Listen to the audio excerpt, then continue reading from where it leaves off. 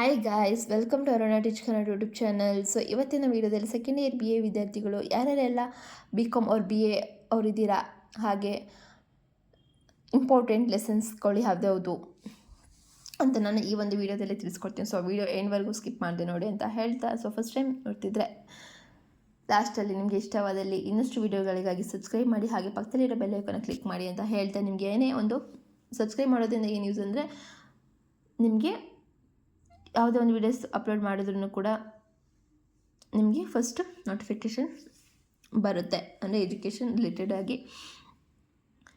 So ನೋಡೋಣ, ಈ ಒಂದು ವಿಡಿಯೋದಲ್ಲಿ ಬ್ಲಾಕ್ 1ನಲ್ಲಿ ಪೊಯೆಟ್ರಿನಲ್ಲಿ ತುಂಬ ಇಂಪಾರ್ಟೆಂಟ್ ಯಾವುದಾವುದು ಅಂದರೆ ವಿಲಿಯಮ್ ಶೇಕ್ಸ್ಪಿಯರ್ದು Polonius advice to his son, ಹಾಗೆಯೇ ಬೆಲಿಂಡಸ್ ಡ್ರೆಸ್ಸಿಂಗ್ ಟೇಬಲ್, ಹಾಗೆ ಲಂಡನ್ ಆ್ಯಂಡ್ ಓಜಮಂಡೇಸ್, ಹಾಗೆ ಡವರ್ ಬೀಚ್. ಸೊ ಇಷ್ಟು ನಿಮಗೆ ಕೇಳುವಂಥದ್ದು. ಸೊ ಇಷ್ಟು ಇಂಪಾರ್ಟೆಂಟ್. ಇದರಲ್ಲಿ ಯೂನಿಟ್ 1ನಲ್ಲಿ Polonius advice to his son important, ಹಾಗೆಯೇ ಯೂನಿಟ್ 2 ಅಲ್ಲಿ ಬೆಲಿಂಡಸ್ ಡ್ರೆಸ್ಸಿಂಗ್ ಟೇಬಲ್ ಹಾಗೆ London both also important. And unit 3 ಇಲ್ಲ ಬೇಡ ಓದ್ಕೊಂಬೇಡಿದು. ಹಾಗೆ ಯೂನಿಟ್ 4 PBCಯಲ್ಲಿ ಓಜಮಂಡೇಸ್ ಹಾಗೆ with you are not Dover beach. So ಇದರಲ್ಲಿ ನಿಮಗೆ ಓಜಮಂಡೇಸ್ ತುಂಬ ಇಂಪಾರ್ಟೆಂಟ್ ಇರುತ್ತೆ.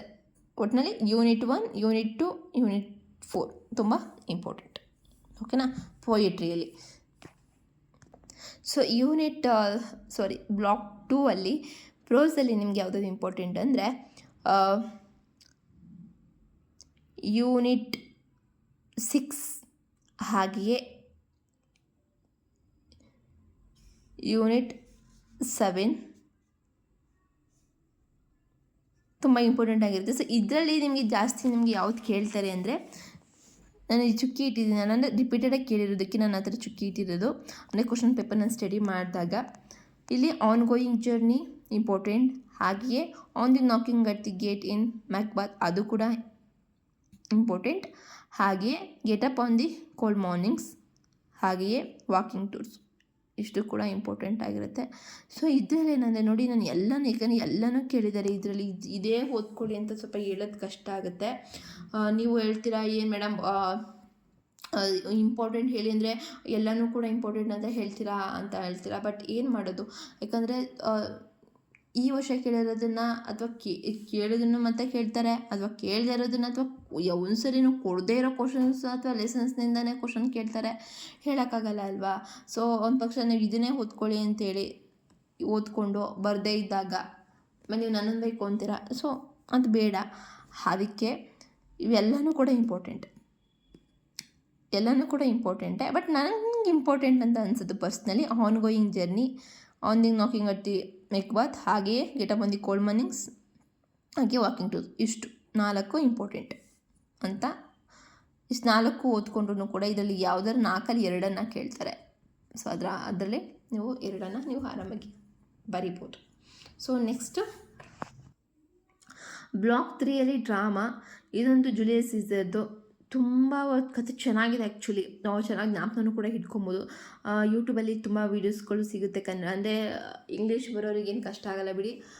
ಬಟ್ ಕನ್ನಡದ ಪಾಪ ಇಂಗ್ಲೀಷ್ ಬರದೇ ಇರೋರಿಗೆ ಸ್ವಲ್ಪ ಟಫ್. ಅಂದರೆ ಇಂಗ್ಲೀಷ್ನ ಬರಲ್ಲ ಅನ್ನೋದಕ್ಕಿಂತ ಇಂಗ್ಲೀಷ್ ಕೆಲವೊಂದು ವರ್ಡ್ಸ್ಗಳನ್ನ ಅಥವಾ ಇಂಗ್ಲೀಷ್ನ ಅರ್ಥ ಮಾಡ್ಕೊಳ್ಳೋಕೆ ಬರದೇ ಇರುವಂತಹ ಅವರು ವಿದ್ಯಾರ್ಥಿಗಳು ಇದ್ದರೆ, ಅವರು ಯೂಟ್ಯೂಬಲ್ಲಿ ತುಂಬ ವೀಡಿಯೋಸ್ ಇದೆ ಆ್ಯಕ್ಚುಲಿ ಇದ್ರ ಬಗ್ಗೆ, ಡ್ರಾಮಾದ ಬಗ್ಗೆ ತುಂಬ ಚೆನ್ನಾಗಿ ಹೇಳಿದ್ದಾರೆ.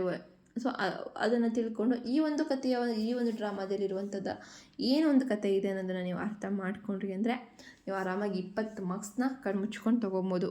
20 ಮಾರ್ಕ್ಸ್ ಸಿಗುತ್ತೆ ಈ ಒಂದು ಲೆಸನಿಂದ.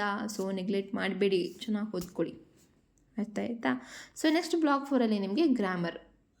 ಸೊ ಆ್ಯಕ್ಚುಲಿ ಫಸ್ಟ್ ಇಯರ್ಗಿಂತ ಸೆಕೆಂಡ್ ಇಯರಲ್ಲಿ ನಿಮಗೆ ಗ್ರಾಮರ್ ತುಂಬ ಈಸಿ ಇದೆ ಅಂತ ಹೇಳೋಕ್ಕೆ ಇಷ್ಟಪಡ್ತೀನಿ. ಸೊ ಏನು ಕಷ್ಟ ಆಗಲ್ಲ. ಸೊ ಇದಾಗಿತ್ತು ಇವತ್ತಿನ ವಿಡಿಯೋ. ಆ್ಯಂಡ್ ಇಂಗ್ಲೀಷ್ ಇದರಲ್ಲೂ ಕೂಡ ಜಾಸ್ತಿ ರಿಪೀಟೆಡ್ ಆಗಿ ಯಾವುದಾದ್ರು ಕ್ವಶನ್ ಯಾವ ಒಂದು ಲೆಸನಿಂದ ಯಾವುದಾದ್ರು ಕ್ವಶನ್ ಕೇಳಿದ್ದಾರೆ ಅನ್ನೋದನ್ನು ನಾನು 5 ಇಯರ್ಸ್ ಕ್ವಶನ್ ಪೇಪರ್ನ ರೆಫರ್ ಮಾಡಿ ನಾನು ಎಲ್ಲ ಒಂದು ಕಡೆ ಕ್ವಶನ್ನ ಬರೆದಿಟ್ಟಿದ್ದೀನಿ. ಅದನ್ನು ನಾನು ಮತ್ತೊಮ್ಮೆ ಇನ್ನೊಂದು ವಿಡಿಯೋದಲ್ಲಿ ನಿಮಗೆ ಕ್ವಶನ್ ಪೇಪರ್ನ ಪ್ಯಾಟ್ರನ್ನ ತಿಳಿಸ್ಕೊಡೋ ಮೂಲಕ ಹಾಗೆ ಯಾವುದಾದ್ರು ಕ್ವಶನ್ಸ್ ಅಂತ ನಿಮಗೆ ತಿಳಿಸ್ಕೊಡ್ತೀನಿ. ನೀವು ಸ್ಕ್ರೀನ್ಶಾಟ್ ತೊಗೊಂಡು ನೀವು ಓದ್ಕೊಳ್ಳಿ. ನಿಮಗೆ ತುಂಬ ಯೂಸ್ಫುಲ್ ಆಗುತ್ತೆ ನಿಮ್ಮ ಎಕ್ಸಾಮ್ಗೆ ಅಂತ ಹೇಳ್ತಾ. ಸೊ ಆ್ಯಂಡ್ ಇನ್ನೊಂದೇನೆಂದರೆ ನಾನೊಂದು ತೊಗೊಂಡಿರುವಂಥ ಸಬ್ಜೆಕ್ಟ್ ಏನಂದರೆ Kannada, optional Kannada, social and sociology and history, sociology ಅಂದರೆ ಕಂಪ್ಯೂಟರ್, ಅದು ಕೇಸವ ಕಡೆಯವರಿಂದ ಅದು ಅವ್ರು ಕೊಟ್ಟಿರೋದು.